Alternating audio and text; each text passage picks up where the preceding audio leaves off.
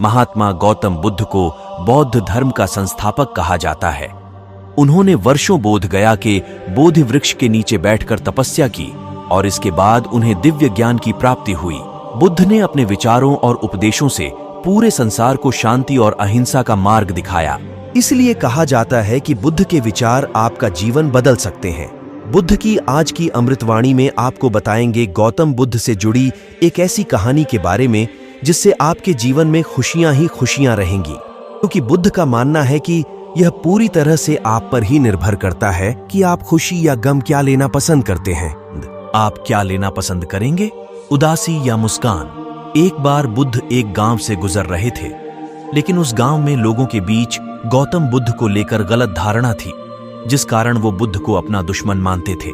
जब उस गांव में बुद्ध आए तो गांव वाले उन्हें बहुत भला बुरा कहने लगे और बधुआएं देने लगे, लेकिन इसके बावजूद भी बुद्ध गांव वालों की बात शांति से और मुस्कुराकर चुपचाप सुनते रहे।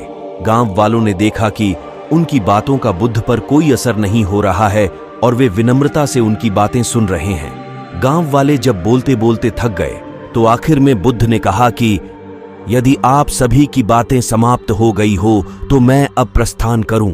बुद्ध की बात सुनकर गांव वाले हैरान रह गए, लेकिन उस भीड़ में एक व्यक्ति ने बुद्ध से कहा कि हमने तुम्हारी कोई प्रसन्नता नहीं की है, हम तुम्हें बधुआएं दे रहे हैं, क्या तुम्हें इससे कोई फर्क नहीं पड़ता?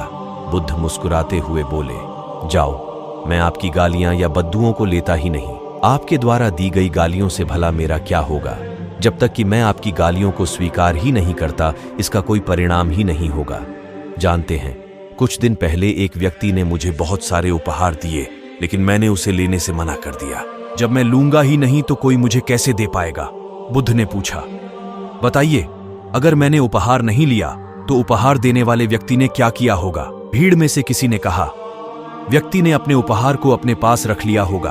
बुद्ध ने कहा, मुझे आप सब पर इसलिए दया आती है कि मैं आपकी इन गालियों को लेने में असमर्थ हूं और आपकी ये गालियां आपके पास ही रह जाएंगी। दोस्तों, हमें भगवान गौतम बुद्ध के जीवन से जुड़ी इस कहानी से यह सीख मिलती है कि हम अक्सर अपने दुखों का कारण दूसरों को ही समझते हैं, लेकिन असल में यह हम पर ही निर्भर करता है कि हम वास्तव में क्या लेना चाहते हैं, खुशी या गम, उदासी या मुस्कान। यकीन मानिए, ये छोटी सी कहानी जीवन में एक बड़ा बदलाव ला सकती है। दोस्तों, महात्मा बुद्ध की ऐसी महान मोटिवेशनल कहानियां सुनने के लिए हमारे चैनल को सब्सक्राइब जरूर कर लें।